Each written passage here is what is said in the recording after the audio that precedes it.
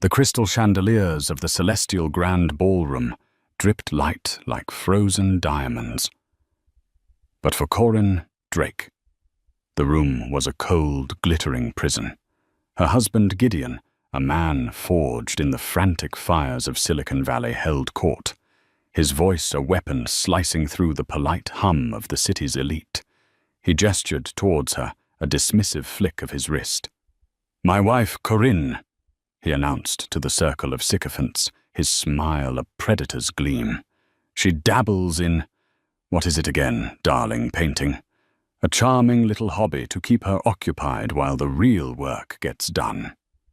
The laughter was light, but it landed on Corinne like a physical blow, each titter a fresh wound in a marriage already bleeding out.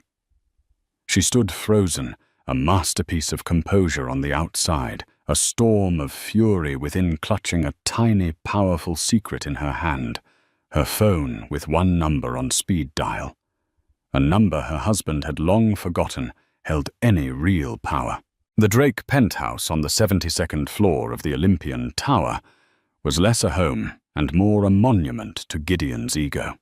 Floor-to-ceiling windows offered a god's-eye view of the sprawling metropolis, below a city he was convinced he had conquered. Every surface was polished marble or gleaming chrome. Every piece of furniture, a minimalist statement piece that cost more than a family car. It was a space designed to be admired, not lived in. A showroom for a life, not the life itself. For Corinne Beaumont Drake, it was the most beautiful prison ever constructed. She had met Gideon 7 years ago. He wasn't the Gideon Drake, then just a ferociously ambitious programmer with a wildfire in his eyes and a revolutionary idea for data compression that no one else believed in. Corinne, the daughter of Leland Beaumont, a man whose family name was woven into the very fabric of the city's financial history, saw past the threadbare suits and the obsessive work habits. She saw a brilliance, a passion that resonated with her own artistic soul. Her father's world was one of quiet, inherited power, of legacy and tradition. Gideon's was a world of disruption, of building something from nothing. She fell in love with the builder, not the billionaire he would become. Her father, a man of few words and unnerving perception, had been skeptical. "His ambition has no horizon, Corinne." Leland had warned her, his voice calm as he surveyed a centuries-old oak tree on their family estate. "Men like that eventually see people as assets or obstacles. Be sure you know which one you are to him." Corinne, blinded by love and a desire to forge her own path away from the long shadow of the Beaumont name, had dismissed his concerns. She believed in Gideon. She used her own trust fund, a modest sum by her family's standards, but a king's ransom to Gideon as the seed capital for his fledgling company, Nexus Corp. The success, when it came, was explosive. Nexus Corp didn't just succeed. It detonated, reshaping the tech landscape. Gideon went from a hungry innovator to a titan of industry in less than 3 years. The wildfire in his eyes became an inferno of arrogance. The man who had once cherished her belief in him now saw her as a relic of his past, a stepping stone he had already crossed. Their life became a carefully curated performance. He dressed her in designer clothes, not to make her feel beautiful, but to ensure she reflected his status. He encouraged her painting, not because he valued her talent, but because patron of the arts was a good look for a tech billionaire. He called her Corrie in private, a name he hadn't used in years, and his voice was always laced with a weary condescension, as if her very presence was a tedious obligation. This evening was the annual Zenith Gala, the pinnacle of the city's social calendar, held at the Celestial Grand, a hotel so exclusive that its name was spoken in hushed, reverent tones. This year the gala was honoring Gideon as Innovator of the Decade. For him it was a coronation. For Corinne it was another night on parade. She stood before the full-length mirror in their dressing room, a cavern of white marble and rose gold. The gown Gideon's stylist had chosen for her was a column of shimmering silver fabric by a designer she'd never heard of, probably some obscure European artist Gideon had discovered. It was stunning, but it felt like a costume. Cold, impersonal. "Is that what you're wearing?" Gideon's voice cut through her thoughts. He strode in already in his custom-tailored tuxedo, adjusting his onyx cufflinks. He didn't look at her, but at her reflection, his eyes scanning the dress with the critical gaze of a collector, inspecting an acquisition. "Your stylist sent it over this morning," she replied, her voice neutral. "It's fine," he conceded, which was his version of a crushing insult. "A bit safe.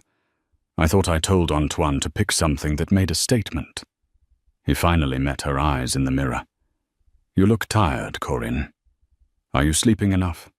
You need to look sharp tonight. All eyes will be on us." On you, she thought. All eyes would be on him.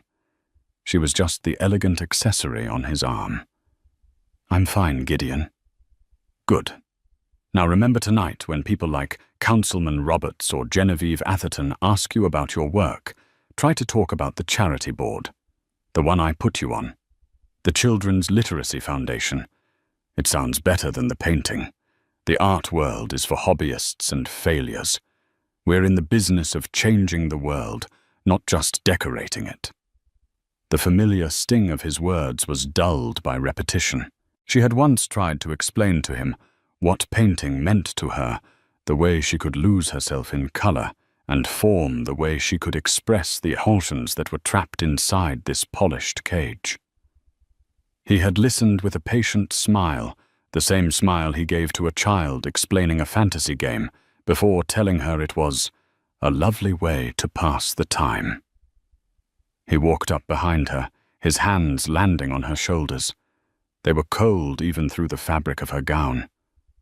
"Just smile, look beautiful, and let me do the talking. That's all I need from you tonight," he murmured into her ear, his breath smelling of expensive scotch. It wasn't a request. It was a command. As he walked away, Corinne's gaze fell on her own phone, lying on the marble vanity. She picked it up, her thumb hovering over her father's contact photo. It was a picture of him, from years ago on his sailboat, the wind in his hair, a rare, genuine smile on his face. She remembered his words. "Be sure you know which one you are to him." For years, she had tried to be an asset. She had hosted his dinners, charmed his investors, and swallowed his casual cruelties. But tonight, something felt different. The exhaustion wasn't just physical. It was soul deep. She was tired of being an obstacle to her own happiness, an obstacle he simply managed. She slipped the phone into her small, beaded clutch. It felt heavier than usual, like the weight of a decision yet to be made. She took one last look in the mirror, not at the designer dress or the diamond earrings Gideon had gifted her, but at her own eyes.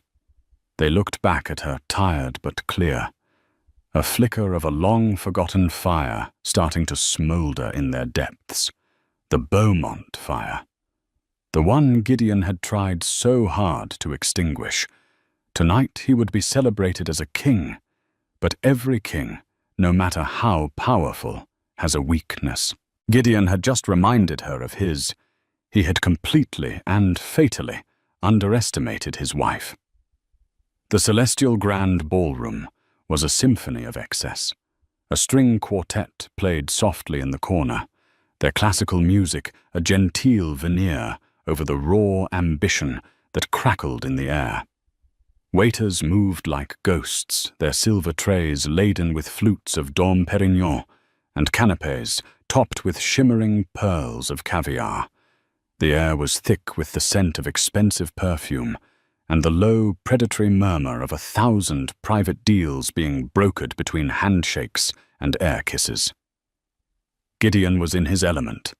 He moved through the crowd not as a guest, but as a conquering hero. He was magnetic, his laughter booming, his hand clasping shoulders, his eyes alight with the thrill of being the center of this universe. Corinne trailed in his wake, a silent, smiling satellite orbiting his star. She endured the fawning introductions and the vapid questions. "Oh, Corinne, you look absolutely divine. Gideon is just a marvel, isn't he?" said Beatrice Langley, a socialite whose skeletal frame was draped in a shocking pink gown. Beatrice clung to Gideon's circle like a remorer, thriving on his reflected glory. "He's very driven," Corinne replied, her smile feeling as brittle as spun sugar. "Driven, darling. He's a rocket." Beatrice shrieked with laughter. "And you're an artist, I hear. How quaint do you sell your little paintings?" Before Corinne could answer, Gideon cut in, placing a proprietary hand on the small of her back. "Corinne does it for the love of it, Beatrice. She doesn't need to worry about things like sales. It's a wonderful therapeutic outlet for her." He said it with a warm, indulgent smile, but Corinne heard the clear subtext. It's meaningless. A child's pastime. The public mocking began subtly, a series of small, sharp cuts. They were standing with a group that included a grizzled oil tycoon and a stern-faced congresswoman. The conversation turned to a recent aggressive acquisition by Nexus Corp. "A bold move, Drake," the tycoon grunted. "Your board must have nerves of steel." Gideon laughed, a full-throated sound of pure ego. "My board does what I tell them to. The only person who questions my business decisions is my wife." He squeezed Corinne's arm, pulling her slightly forward. "She actually asked me if I'd considered the human cost of the merger." He mimicked her concerned tone, his voice dripping with saccharine pity. "Can you believe it? The human cost. I told her the only cost I'm concerned with is the one that gets us to $1 trillion valuation." The group chuckled politely. Corinne felt a hot flush of shame creep up her neck. It was a gross oversimplification of a private conversation where she had merely asked about the thousands of employees who would be laid off. The main event was Gideon's award ceremony. After a fawning speech by the mayor, Gideon took the stage bathed in a reverent spotlight. He was a master orator, charismatic and commanding. He spoke of innovation, of the future, of breaking down old paradigms. And then he turned his attention to his personal life. They say that behind every great man is a great woman. He began, his voice softening as he looked directly at Corinne. The entire ballroom turned to face her. "And my wife, Corinne, has been a bedrock of support." The word bedrock sounded more like millstone. "While I was in the trenches coding for 18 hours a day, living on coffee and ambition, she was there. She taught me about the finer things." He paused for effect. "Things I'd never had time for. The right vintage of wine. The difference between a Monet and a Manet. The importance of having fresh flowers in the house." The audience cooed, interpreting it as a sweet tribute. But Corinne knew what he was doing. He was painting her as a decorative, frivolous creature of leisure, a stark contrast to his rugged, self-made genius. He was erasing her contribution, the seed money, the early belief, the emotional support, and recasting her as part of the old world baggage he had to carry. But the final, deepest cut came later. They were gathered in a smaller, more intimate circle near the grand terrace. Gideon was holding his heavy crystal award, spinning it in his hands. Beatrice Langley, ever the sycophant, was gushing. "Gideon, this hotel is just breathtaking. You fit right in. You look like you own the place." Gideon's grin was sharp and cruel. Funny you should say that, Beatrice. We're actually in talks to acquire the Celestial Hotel Group. A little side project. Imagine a Nexus Corp hotel. The most technologically advanced hospitality experience in the world. The announcement sent a ripple of excitement through the group. Then he turned his eyes locking onto Corinne with chilling intensity. But my wife here, she has reservations. She's sentimental. He reached out and touched a silk tapestry on the wall.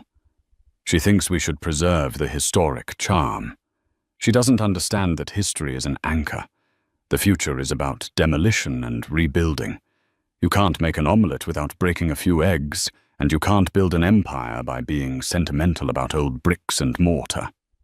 He then gestured expansively at Corinne herself, his voice ringing out for everyone to hear. It's the Beaumont in her, you see. Old money. They're all about preservation, preserving their name, their status, their dusty heirlooms. They don't build things. They just curate the past. He leaned in his voice a stage whisper that carried across the terrace. I'm the one who builds. I took her father's money and turned it into a real fortune. She's a lovely piece for the collection, but she's still just a Beaumont. Beautiful, well-preserved, and utterly irrelevant in the modern world. The silence was deafening. The insult was so direct, so public, so utterly contemptuous, that even his most ardent admirers looked away, suddenly fascinated by their champagne glasses. Beatrice Langley's smile faltered for a second. Corinne felt the world tilt. It wasn't just an insult to her. It was a desecration of her family, her father, her entire identity. He had taken her love, her support, her heritage, and twisted it into a punchline for his own aggrandizement. She didn't cry. She didn't scream. A strange glacial calm settled over her. The hurt was so deep it had frozen solid, becoming something else entirely. It became resolve. While Gideon basked in the shocked silence, soaking it up like applause, Corinne turned slightly, shielding her clutch from his view. Her hands were perfectly steady as she opened it. She didn't need to look at the screen. Her thumb knew the exact position of her father's name. She met Gideon's triumphant, mocking gaze across the circle. He winked at her, a gesture of ultimate dominance. She gave him a small, enigmatic smile. Then, with a single, deliberate press of her thumb, she made the call. Corinne excused herself with a quiet murmur, "I need some air," and slipped away before Gideon could stop her. Her movements were fluid and graceful, betraying none of the seismic shock that had just ripped through her. She walked past the terrace through a gilded corridor, lined with oil paintings of stern-faced men, and found a small, deserted alcove overlooking a quiet, manicured garden. The phone was already ringing in her ear. She pressed it close the cool glass, a comfort against her burning cheek. He answered on the second ring, his voice exactly the same as it always was, a low, calm baritone that held the steady assurance of a man who was never surprised. "Corinne." It wasn't a question. "Father," she said, and was shocked at how her own voice held steady, a clear, cold bell in the sudden silence of her world. "Is everything all right?" Leland Beaumont asked. He didn't do small talk. He could discern the emotional weather of a situation from a single word. She took a breath, the air tasting of night-blooming jasmine from the garden below. "Gideon is accepting his award. I'm aware. I trust he's behaving himself." There was a dry, knowing edge to his tone. He had never trusted Gideon. This was the moment. The precipice. For 7 years, she had protected Gideon from her father's quiet disapproval. She had made excuses for his arrogance, smoothed over his social blunders, and presented a united front. That front had just been publicly demolished. He just informed a group of his associates, a congresswoman and a dozen others, that I am a lovely piece for his collection. He said my family, the Beaumonts, are irrelevant. He boasted that he took your money and turned it into a real fortune." She relayed the words without emotion, like a court stenographer reading back testimony. The facts were damning enough. They needed no embellishment. There was a silence on the other end of the line. It wasn't a shocked silence. It was the deep, profound stillness of a storm gathering far out at sea. When Leland spoke again, his voice had lost any trace of warmth. It was the voice he used in boardrooms just before he financially dismembered an opponent. "Where are you?" he asked. "The Zenith Gala, at the Celestial Grand." "I see." Another pause, this one shorter, more calculating. Corinne could picture him perfectly in his study, a room panelled in dark, rich mahogany, a single lamp illuminating the leather-bound books that lined the walls. He would be in his armchair, a glass of something dark and aged, untouched on the table beside him. He would be perfectly still, but his mind would be moving at lightning speed. "He's proud of this hotel, isn't he?" Leland asked an odd, disconnected question. "He mentioned acquiring the group. He announced it tonight," Corinne confirmed. "He called its history an anchor he was eager to demolish." "Did he now?" Leland murmured. It was a statement, not a question. "Corinne, find a quiet place. A lounge, a powder room. Stay there. Don't engage with him. Don't say another word to him tonight. Do you understand?" "Yes, Father. I'll handle it. I'm on my way." The line went dead. Corinne lowered the phone, her hand trembling slightly now that the act was done. She hadn't asked him for help. She hadn't needed to.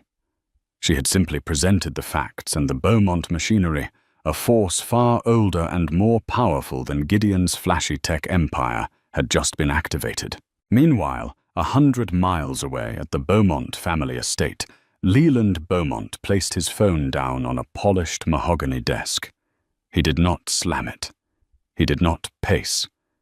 He simply sat for a full minute.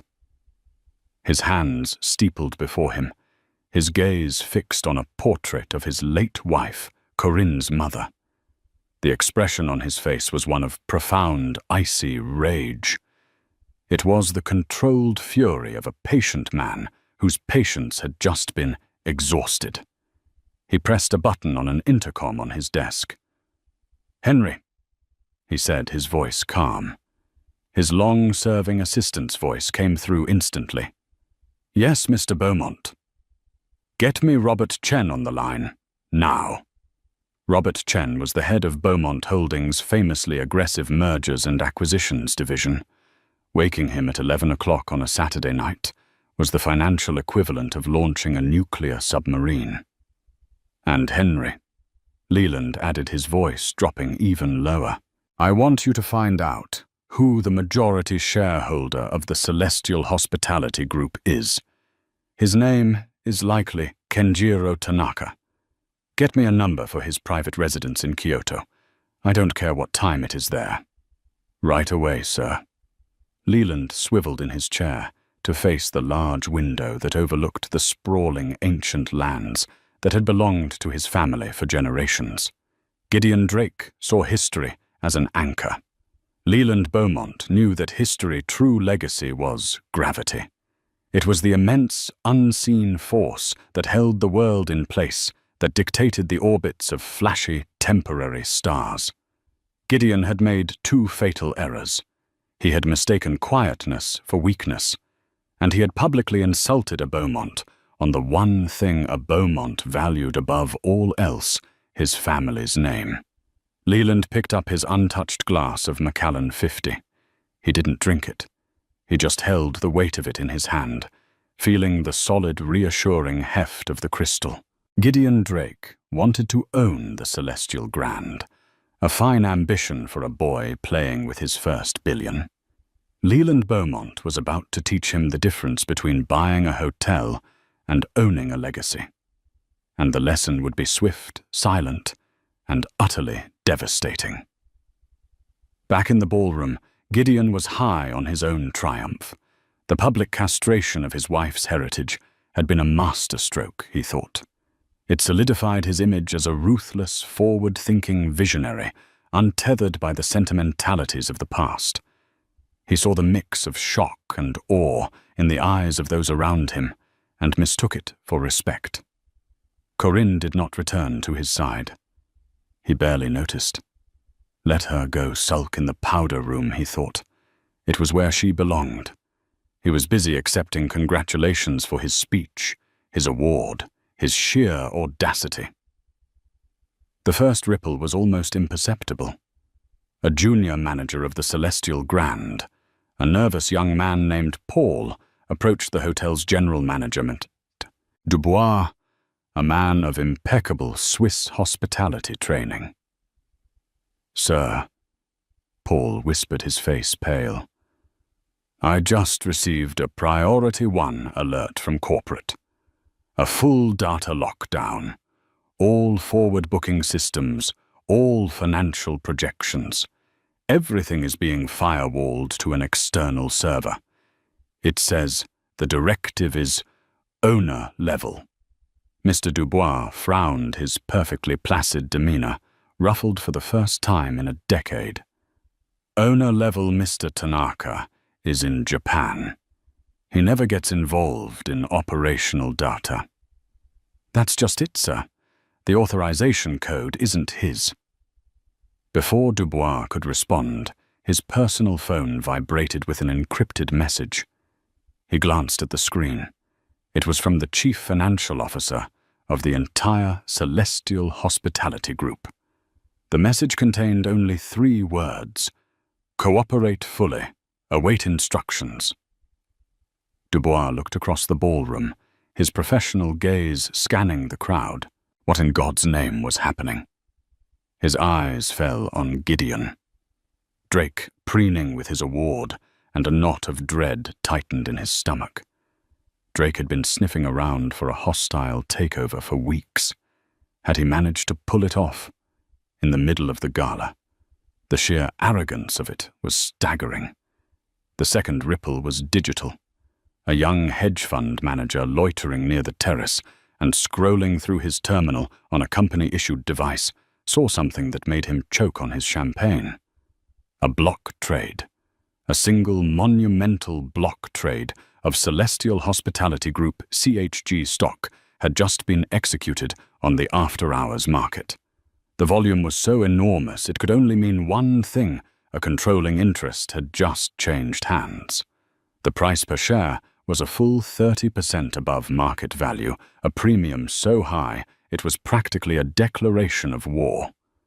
He looked up from his phone, his eyes wide, and sought out his colleagues. "Did you see that CHG trade?" he hissed.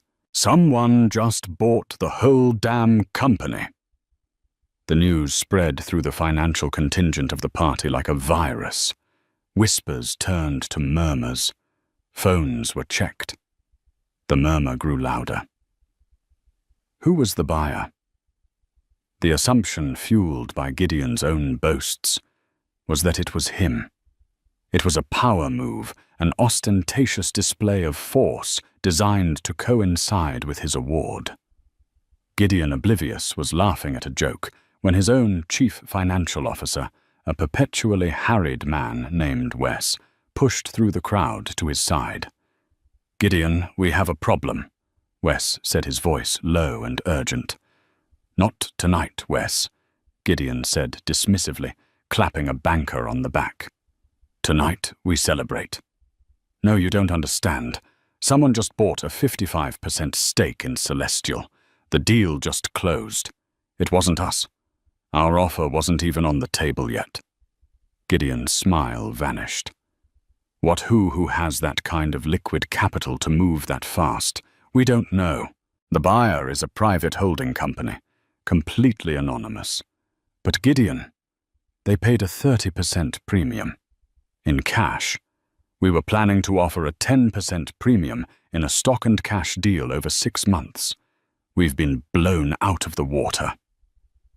The blood drained from Gideon's face. He scanned the room, his mind racing. Who was his rival? Who had the audacity to pull this off on his night? His eyes narrowed, searching for a smug face, a triumphant competitor. He saw nothing. The world was still celebrating him, but the ground beneath his feet had suddenly turned torment to quicksand. Then the final undeniable ripple arrived. Mr. Dubois, the general manager. His face a mask of professional neutrality, but his eyes filled with a dawning, horrified understanding approached the stage. He walked directly to the podium where the master of ceremonies was preparing to introduce the evening's musical guest. Dubois leaned in and whispered something. The MC's eyes widened. He tapped the microphone. Called, "Ladies and gentlemen, may I have your attention? Please?" His voice boomed, cutting through the rising chatter. The room fell silent. Mr. Dubois took the microphone himself. His hand was perfectly steady. "Ladies and gentlemen, on behalf of the staff and management of the Celestial Grand, I have a most unexpected announcement. As of 20 minutes ago, the Celestial Hospitality Group, including this hotel, has come under new ownership." A wave of gasps and excited murmurs swept the room. All eyes turned to Gideon Drake, who stood frozen, a statue of disbelief. This was it. His rival was about to reveal himself and humiliate him. Dubois continued, his voice clear and precise. "The new owner has expressed his deepest gratitude for you all attending the Zenith Gala this evening.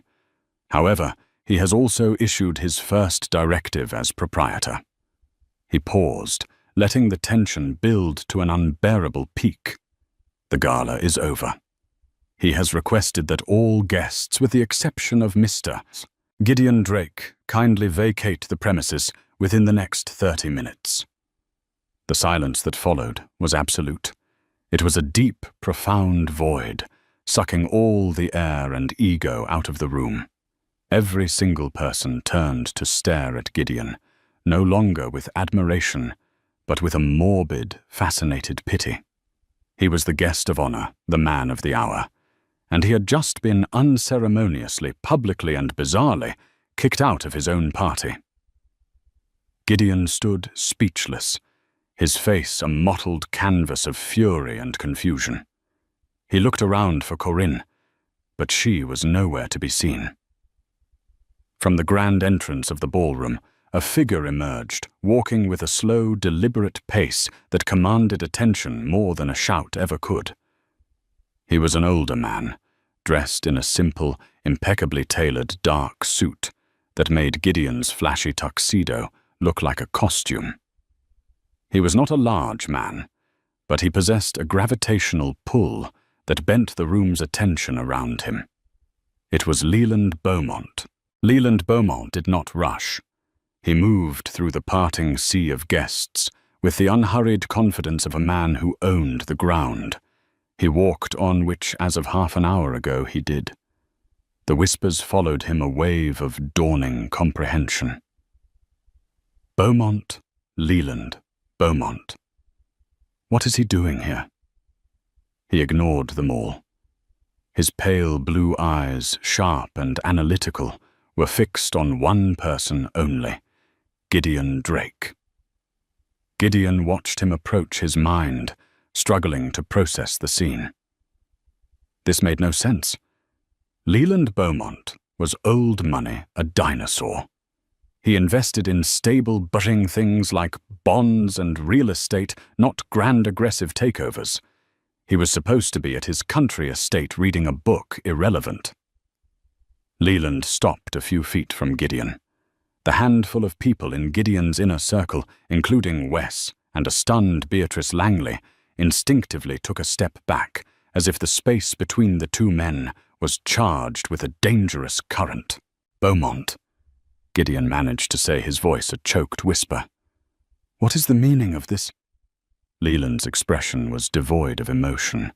It was this unnerving calm that Corin had inherited. "I believe the general manager made it quite clear, Mr. Drake. The party is over. You bought the hotel." Gideon's voice cracked on the last word. The absurdity of it was too much to comprehend. "I bought the parent company," Leland corrected him, his voice soft but carrying in the cavernous silence. "The hotel came with it, along with 67 other properties across the globe. A charming little portfolio." He used Gideon's own condescending language, turning the knife with surgical precision. Gideon stared at him, his face contorting with rage. "Why? To do what? Spoil my night? This is a pathetic, petty move from a bitter old man." "Petty?" Leland raised a single eyebrow. The gesture was more eloquent than a shout. "Let me be clear. I have very little interest in your nights, Mr. Drake. My interest lies solely with my daughter. You publicly referred to her as a piece for your collection. You belittled her name. You belittled her family. You seem to be under the impression that the Beaumont name is, and I believe your word was, irrelevant." He took a step closer, and Gideon, for the first time in his adult life, felt a primal urge to retreat. "You see, you new money boys have a fundamental misunderstanding of wealth," Leland continued, his voice a lesson in quiet condescension. "You think it's about numbers on a screen, about valuations and burn rates. You splash it around, you build glass towers, you buy things to prove you can.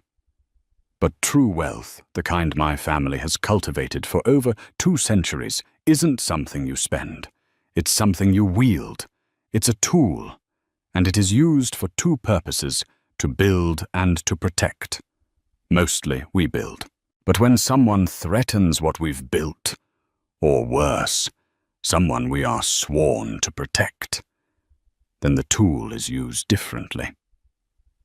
Gideon's CFO, Wes, looked like he was about to have a seizure. He knew the Beaumont reputation. They never entered a fight they hadn't already won. "This is insane," Gideon sputtered. "You can't just buy a multi-billion-dollar company in an hour." "You can't," Leland agreed calmly. "But I can. When Mr. Tanaka in Kyoto receives an offer for a 30% premium all-cash wired from a Beaumont holding account within 60 seconds of his verbal agreement, things tend to move very quickly." He was delighted. He's been wanting to retire and focus on his koi pond. The sheer casual power of the statement staggered everyone who heard it. Gideon had been planning a complex, leveraged buyout for months. Leland Beaumont had accomplished it during a commercial break of whatever he was watching on television. "Now, about your other boast," Leland said, his gaze hardening. "You claimed you took my family's money and turned it into a real fortune." He gestured for his assistant Henry, who had materialized silently at his side. Henry handed him a slim tablet. "My people are very thorough, Mr. Drake. They've been looking into Nexus Corp for some time now. I was concerned about my daughter's financial exposure through her marriage to you." He tapped the screen. "It's a beautiful facade, a soaring stock price, glowing press. But it's built on a foundation of sand. You're over-leveraged. You've used Nexus stock as collateral for a series of incredibly risky side ventures, including your proposed bid for this hotel chain. And your last 2 quarterly reports. They're creative works of fiction. Your user growth is flat, your monetization is stalling, and your new flagship product is riddled with security flaws. You're not an empire builder. You're a gambler on a hot streak, and your luck is about to run out." Gideon went white as a sheet. Leland knew. He somehow knew everything. The moment the markets open in Tokyo on Monday, a full report on Nexus Corp's vulnerabilities compiled by my analysts will be accidentally leaked to the press. Leland stated not as a threat, but as a simple forecast, like predicting rain. I imagine your stock price, the very thing propping up your entire house of cards, will have a rather dramatic correction. By Tuesday morning, your real fortune will be worth substantially less than the irrelevant seed money my daughter first gave you. Gideon looked around wildly, seeking an ally, a friendly face, but saw only a gallery of stunned, silent observers. Beatrice Langley was slowly backing away, her face a mask of horror, as if she was afraid of being caught in the blast radius. You can't," Gideon stammered, his bravado finally shattering, revealing the terrified, insecure man beneath. Leland's face was stone. "I can. I have. You built your empire on disruption. You boasted of demolishing the past. Consider this a lesson in history. History is not an anchor, Mr. Drake. It is a tidal wave. And you just tried to build your sand castle in its path." He slid the tablet back to his assistant. His gaze drifted past Gideon toward the alcove where he knew Corinne was waiting. His work here was almost done. "You are trespassing on my property, Mr. Drake. The security team will escort you out. I suggest you go quietly." Leland turned his back on the broken billionaire, the ultimate gesture of dismissal. The confrontation was over. The execution was scheduled for Monday morning. As Gideon stood paralyzed, his world imploding in the center of the grand ballroom, Corinne emerged from the alcove. She had heard everything. Her father had not raised his voice, had not used a single curse word, but he had systematically and completely dismantled the man who had tried to break her. She walked towards them, her silver dress catching the light, and for the first time all evening she felt like she was wearing armor, not a costume. Her posture was erect, her chin high. The quiet, accommodating wife was gone. In her place stood Corinne Beaumont. Gideon saw her approaching, and a desperate, pathetic flicker of hope lit his eyes. His wife. His asset. Surely she would fix this. "Corinne," he pleaded, his voice raspy. "Tell your father to stop. This is insane. It's a misunderstanding. Tell him—" Corinne stopped directly in front of him, her eyes as calm and cold as her father's. She looked at this man, the man she had once loved, the man who had just humiliated her in the most profound way possible, and she felt nothing but a distant pity. "There is no misunderstanding, Gideon," she said, her voice clear and strong, ringing with an authority he had never heard from her before. "He is doing this because you left him no choice. You left me no choice. But our life, everything we built," he stammered, gesturing around the opulent room, a room that was no longer his playground. "What did we build?" she countered, her voice sharp. "You built a company. You built a public image. You built this cage of a life, and you expected me to sit in it and look pretty. You didn't build a marriage, Gideon. You acquired a wife." She reached into her clutch and pulled out not her phone, but a folded set of legal documents. She held them out to him. "What is this?" he asked, his hands trembling too much to take them. "This is the hobby you so charmingly dismiss," she said. "While you were busy changing the world, I was meeting with my own lawyers for the past 6 months. This is a petition for divorce, Gideon." The air left Gideon's lungs in a painful rush. This was a betrayal he couldn't even begin to process. "But that's not all," Corinne continued, her voice relentless. "You see, you made another fundamental miscalculation. You assumed my trust fund, the irrelevant Beaumont money, was our only asset in my name. You forgot about the original shares in Nexus Corp I received in exchange for my seed capital. The ones you insisted I keep in my maiden name for tax purposes in the early days." Wes, the CFO, let out a small, strangled gasp. He knew exactly which shares she was talking about. "According to the prenuptial agreement your own lawyers drafted," Corinne said, her memory of the document flawless. "Those shares are considered my separate premarital property. They represent 7% of Nexus Corp., a non-controlling but very, very significant stake." She let that sink in. Gideon stared at her, his face a mess of confusion and horror.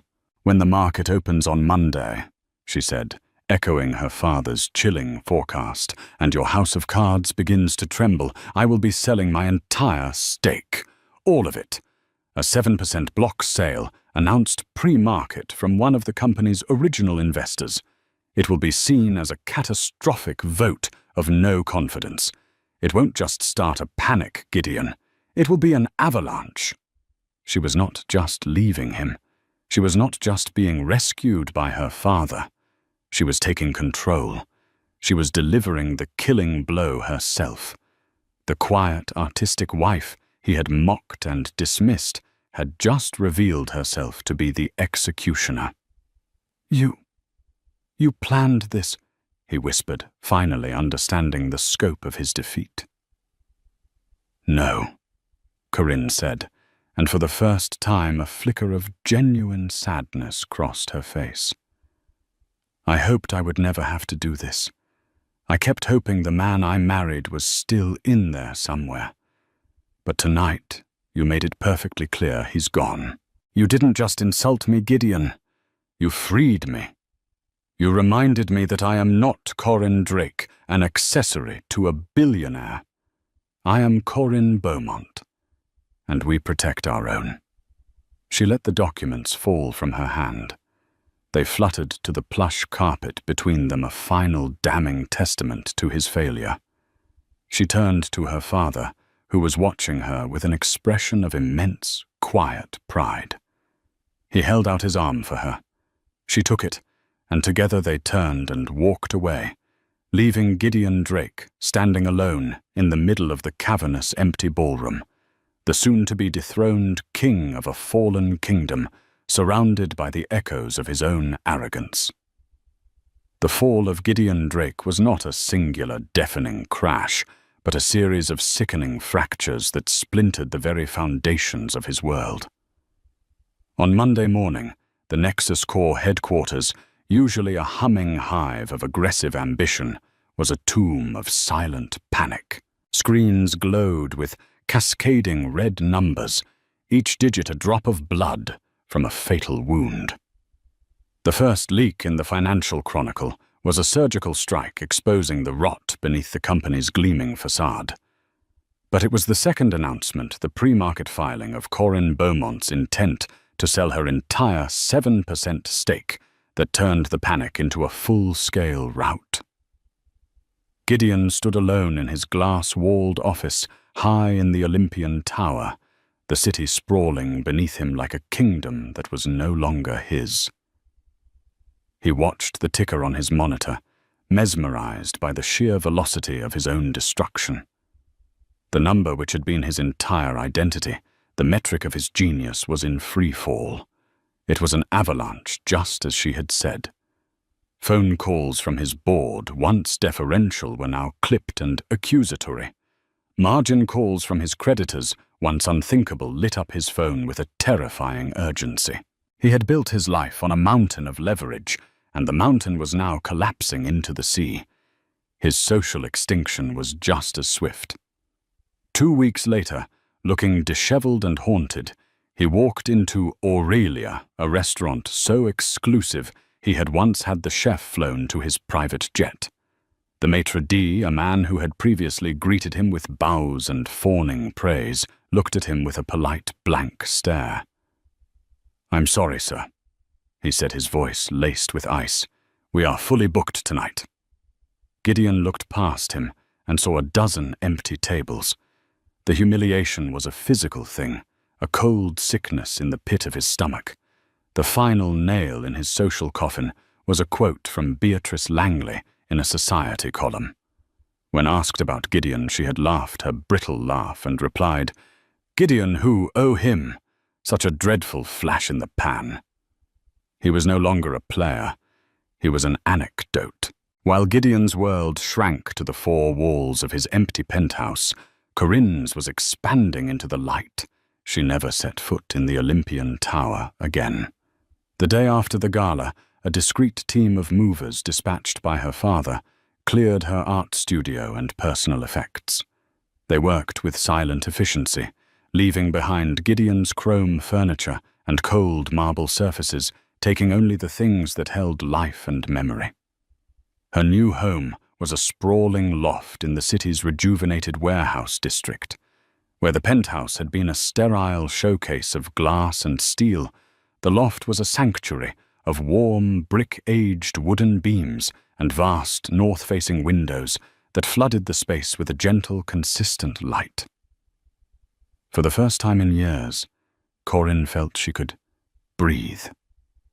The air didn't smell of industrial-strength cleaner and Gideon's expensive cologne. It smelled of oil paint, turpentine, and the intoxicating perfume of freedom. For the first week, she didn't paint.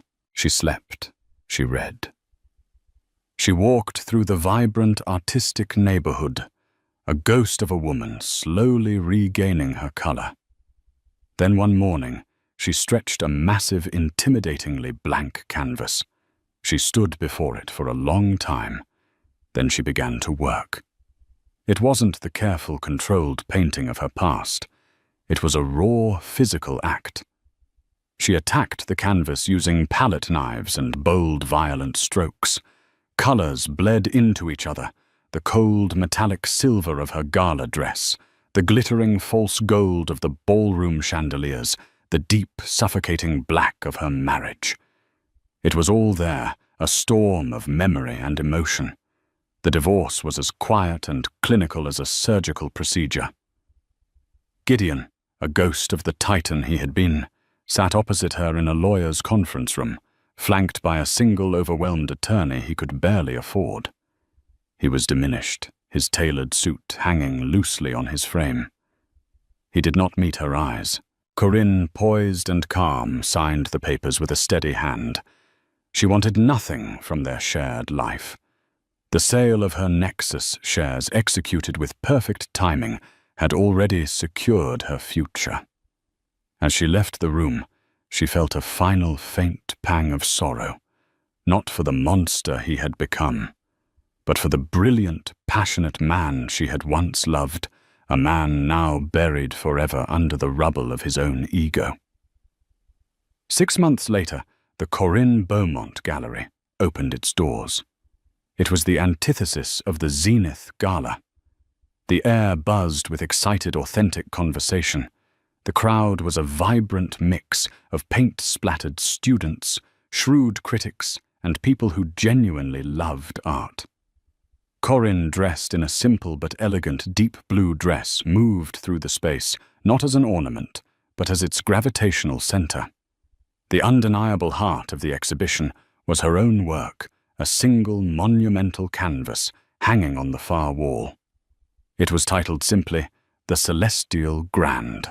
It was the storm she had unleashed in her first weeks of freedom. The canvas was a maelstrom of texture and color. Shards of metallic silver and gold leaf were embedded in thick black impasto, looking like the beautiful, dangerous debris of an explosion. But from the center, bursting through the darkness, came an unstoppable eruption of life. Streaks of cerulean blue, the color of her father's eyes, and the sea he loved. A fierce, defiant orange, the color of a sunrise. And a deep, resilient green, the color of new growth after a fire. It was a painting of utter demolition, but more than that, it was a masterpiece of rebirth. Leland Beaumont watched his daughter from a quiet corner. He saw her engage with a young art student, explaining the technique she had used to create the illusion of shattering glass. Her face was animated, her gestures passionate. She was not just inhabiting her life, she was creating it, curating it with the same focus and vision she applied to her gallery. He finally made his way through the crowd to her side. She turned, and the brilliant smile she gave him held all the warmth that had been missing for so long. "Father, I'm so glad you could make it." His eyes were on her painting. He studied it for a long moment, his gaze analytical, yet full of a deep, unspoken emotion. "You didn't just redecorate, Corinne," he said, his voice a low murmur just for her. "You rebuilt from the foundations up." "You gave me the blueprints," she replied softly, placing a hand on his arm. "You reminded me that a Beaumont foundation is made of stone, not sand." He looked from the painting back to her face, seeing not the tired, fragile woman from the gala, but the strong, formidable one who stood before him, now her own master. A rare, genuine smile touched his lips. "The foundation was always yours," he said. "You just had to remember where you put it."